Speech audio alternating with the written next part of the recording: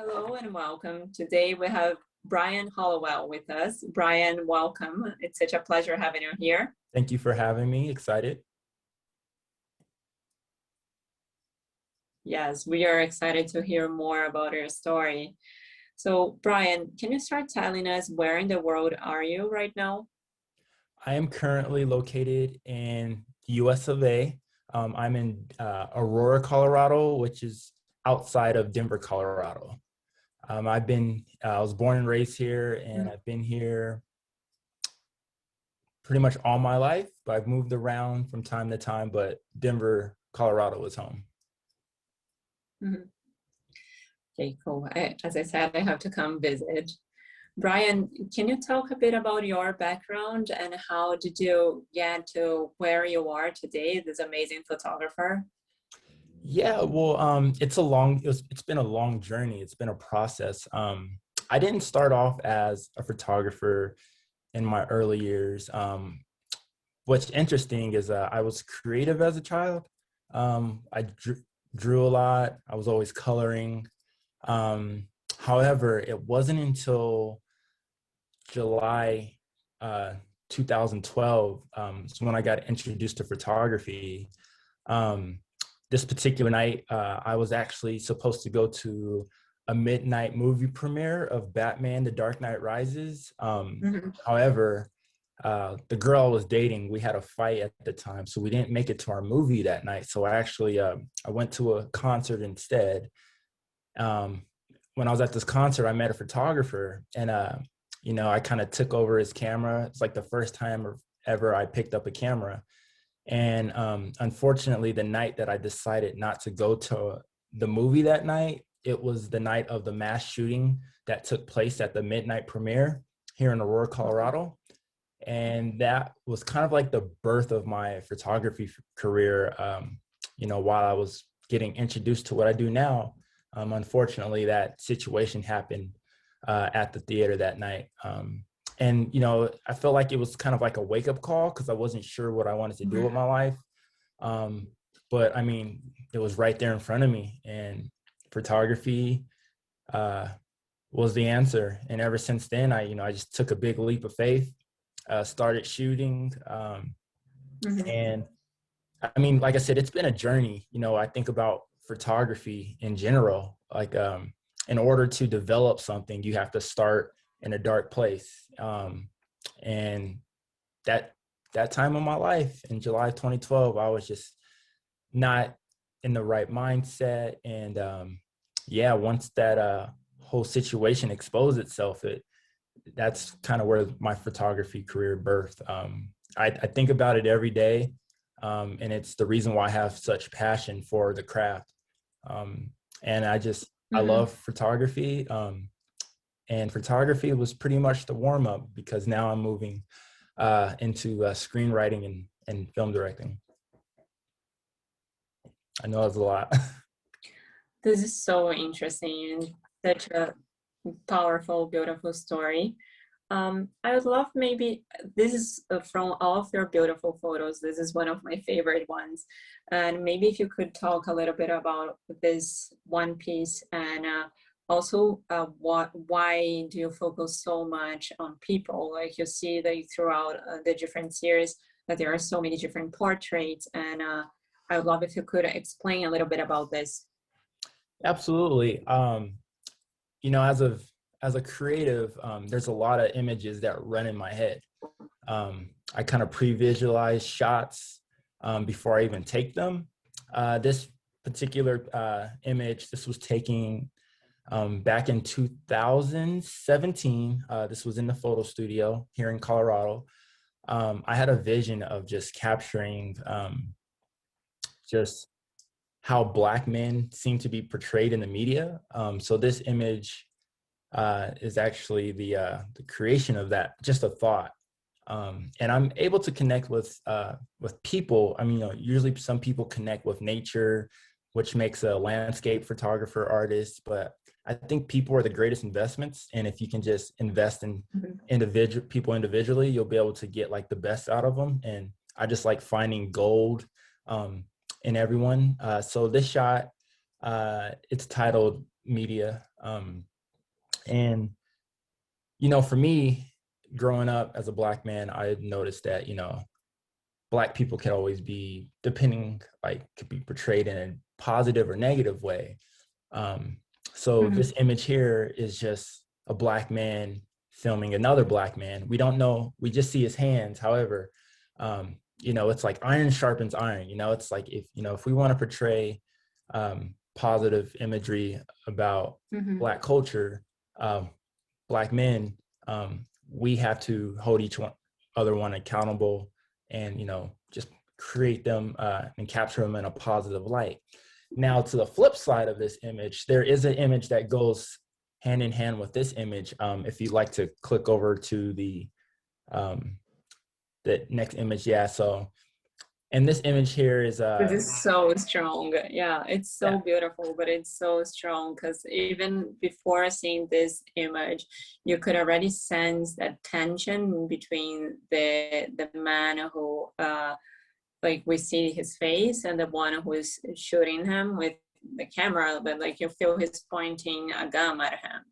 yeah. And then I had the idea of shooting it almost as if it was like a mug shot, or like someone is in booking, and it's just like like we can either capture people in a positive light, or here it's a beautiful image, but it's like it plays on like the negative of like, hey, like we can capture you in nice light with the camera, or we can Mm-hmm. X you out. It's all about how you want to be portrayed, not only to the media, but to the world, to ourselves, to our friends, and other individuals.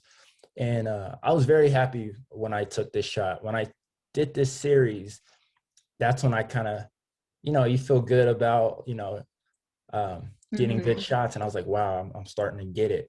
I'm starting to Yeah. actually make the camera talk without saying anything. And Mm-hmm. and it took me a while to get there. I didn't start shooting off like that, but here we are in 2021, and again, ideas are racing, and I'm excited for what I'll be capturing over the course of this year and in the future. No, I'm definitely so excited to see what you're going to be sharing with us throughout this year. But I think if you could develop a little bit more on what you were saying before, and maybe talk about the role of 2020 on your career. Last year was a year that Black Lives Matter happened, and I think it became really in vogue, the racial injustice that we see not only in the US, but like throughout the whole world. And maybe I would like to know what impact that had, if any, in your work. Absolutely. Well, before the pandemic, um, I I was I was doing a lot. I was working like a part-time job. I was shooting, I was assisting. And obviously when COVID hit, a lot of that was put on hold for like a month per se. Um, and Mm-hmm. because we had to deal with the big bully of COVID-19, we didn't expect to see things like George Floyd murder on being filmed, and I feel like, when that happened, I feel, there was like everyone was in a race, like, hey, like, I'm not a racist. Let's celebrate Black photographers. Let's Mm-hmm. get this person in our building. Let's give this person an opportunity. And it was just like a lot of opportunity did come because of, people wanted to be diverse. And I'm Mm-hmm. definitely grateful for that. But why should it take for someone to die on live television or on video recording Or, for people to call me like, hey, we want to use you, we want to work with you. So mm-hmm. with that said, when I started to see all this stuff happening, I was like, you know what, I'm going to be grateful for this, and I'm going to you know go ahead and move forward with the opportunities. But what was happening around the country, like protests, marches, there was a kid here in Colorado, Aurora, who was killed by the Aurora Police Department. And they had protests, and I just felt like, as a creative, in a time like this, in a pandemic, during like equality, unrest, and all that, I said, I want to take my craft, something that I'm passionate about, and document and help photograph, what's happening, because those are the images that are going to live on forever. You think about images from the 50s, 60s, 70s of protests and Black Panther movements and civil rights movements. And those photographs are still shown to this day, and it's a part of history. And I just thought that it was my duty to actually go out and capture what the state of the world, and do it not only for my portfolio, but first of all for the community. And because of that, I had a bank of content where I was able to showcase at my show, which ended back in January, titled "On for My City." So, just working during this whole year, I've had a different pandemic than what a lot of people have had. I know a lot of people are dealing with Very protective. yeah, people are dealing with financial hardships, and for me, it's been a blessing from God, but I definitely haven't felt that impact because so many opportunities have come forward, and I've just been able to, serve my community by, shining in each role that has been provided for me. Like last night, I just did I graduated from the Cherry Creek School District here, and I had the opportunity to speak into the districts and students' lives who are trying to find a career path and trying to see hey, there's other avenues instead of going the traditional 4-year college route, or just entrepreneurship in itself. So I feel like I'm getting off topic, so bring me back on. No, absolutely. I think that. everything is relevant because everything that has happened in your life for sure contributed for taking you to where you are right now. And one of the questions that I usually ask artists is about points of inflict, because I feel that hardship is always interesting, and it's an interesting example to see how people deal with those complications and unexpected things in life, and of course that it comes out in a beautiful way a lot of the times on their words. Yeah. So And I feel that you already covered a bit of this, with your stories. Yeah. And I just think just being consistent in shooting. I mean, I know so last summer, I was able to photograph these events because I was shooting for CPR, Colorado Public Radio News. And those opportunities just afforded me the ability to capture content for these protests. And I felt honored to be there because, when everything started happening, I was kind of timid because I was like, okay, where do I fit in? Where do I go out and protest? Do I go out and, organize? And I just felt the calling on my heart was to know, you need to document this. You need to capture this and tell the story because we see it happening, so, for these images to, live longer than me, that's how you leave a legacy. That's how you inspire the next generation of photographers, young Black photographers who are looking to find their way. So. No, absolutely. Brien, now I want to talk about one specific project, the one we are collaborating in Denver. So can you tell us a bit about how your experience has been? And I will share some of the images that we will be placing on this property. So maybe if you could tell us about your creative process, how did it happen for you, and what is it that you're seeing on those pictures? What did you want to share with us?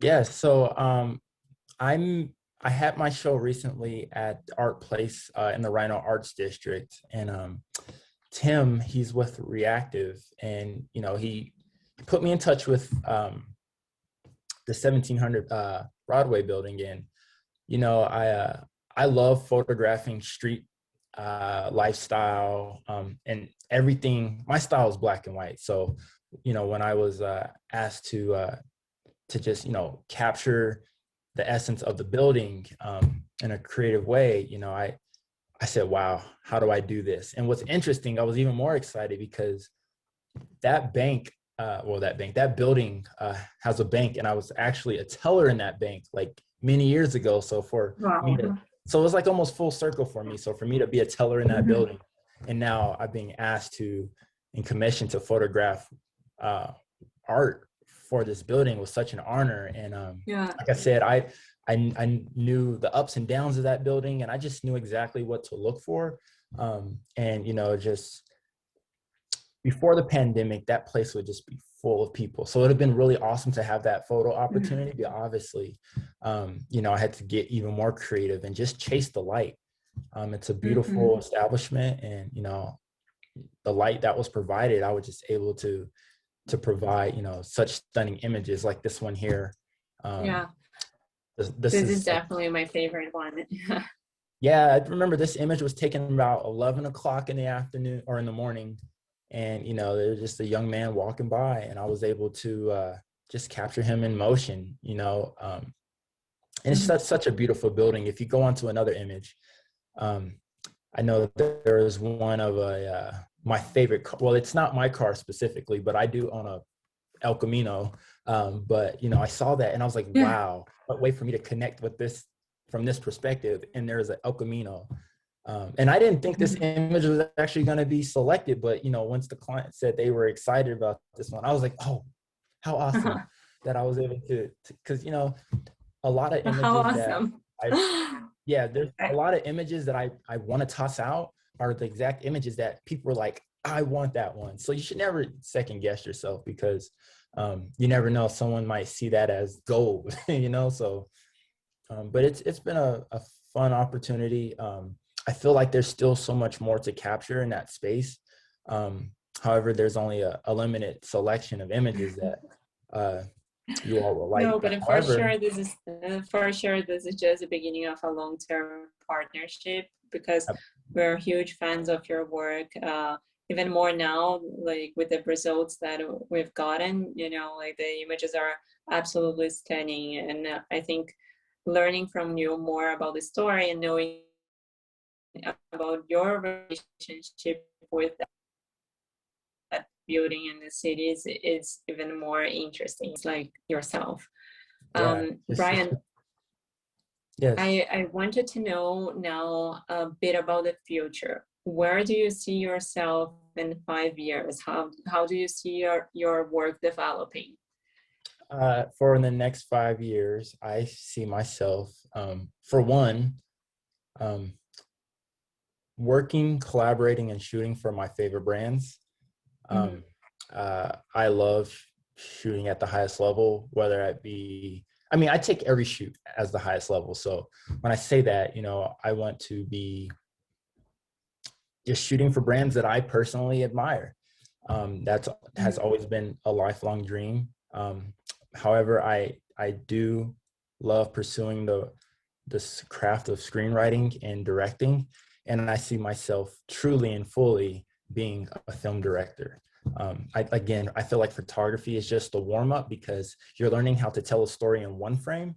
However, Mm-hmm. once you start to develop and grow as a creative, because your craft has to evolve, you can't stay where you started. So I will be moving forward, and in 5 years, I will be making movies at the highest level as well. I believe that in my heart. So, I mean, I got here, Wow, like, I'm so yeah, I mean, where I am now, I mean, I, the unfortunate shooting happened in 2012. So here we are, 2021. That was just 9 years ago. So, you know, I didn't think I'd even be here 9 years mhm. from that day, but you know, it's been a blessing. And again, it's a journey. And like photography, all great images need time to develop. So I'm just developing and progressing as I go. So No, it's so exciting to hear you talk, and I can't wait to see some of your movies in the future. It's not every artist who has this desire to keep developing his or her practice, and so it's beautiful when you find someone who's so passionate and who really sees the world as like an endless possibility for creativity, you know, so very cool. I shoot my Your first, story is an inspiration. Thank you. No, I was gonna say Uh, I'm shooting my first feature film this April, um, so that's exciting. Amazing. Yeah. So, yeah. Okay, no spoilers. We'll have to wait to see it. Yes. But I would love if you could share with us. It's unfortunately a short interview, and I wanted to end with a suggestion from you about something that has inspired you in the past that maybe the people who are watching this video would also feel inspired by. So it could be a movie, a book, or like anything really, like a sport, like something that for you was inspirational. And I would say one thing that is inspirational to me is skateboarding. okay, Is that a fair I answer? kind of felt that something like No. sporty would come. Yeah, skateboarding. I mean, I remember I saw my first skateboard, and I was like, "Oh, this is cool. It has wheels." But then I flipped it over, and the graphics that were on the bottom of the skateboard, I was just like, "Wow, this is like people ride this thing. This is a work of art. Like it shouldn't be destroyed." But skateboarding was definitely my inspiration, and I don't know. It's just it's kind of like the epicenter of like a lot of like my fashion and like things that I want to shoot, music I listen to. So that culture is a big influence on me, and it has been since I was 6 years old. So Amazing. I don't know how to skateboard, but maybe I will try sometime this year. I'm up to trying new things, but I have to agree, sports can be like a very important thing, like and especially sports that you practice outside. So skateboarding, my kids cycling or running. yeah, and inline and like rollerblading. I'm just like I don't know if you remember a cartoon called Rocket Power, but that was my jam growing up. So More or less. I think I was more into the princess cartoons. uh, yeah, but but Brien, thank you so much. you're welcome. Thank you for It having has me. been a pleasure. Yeah, it's a pleasure talking to you. For those who are watching, thank you so much for being with us as well. And stay tuned because there are more amazing things coming. Bye. Absolutely. Bye.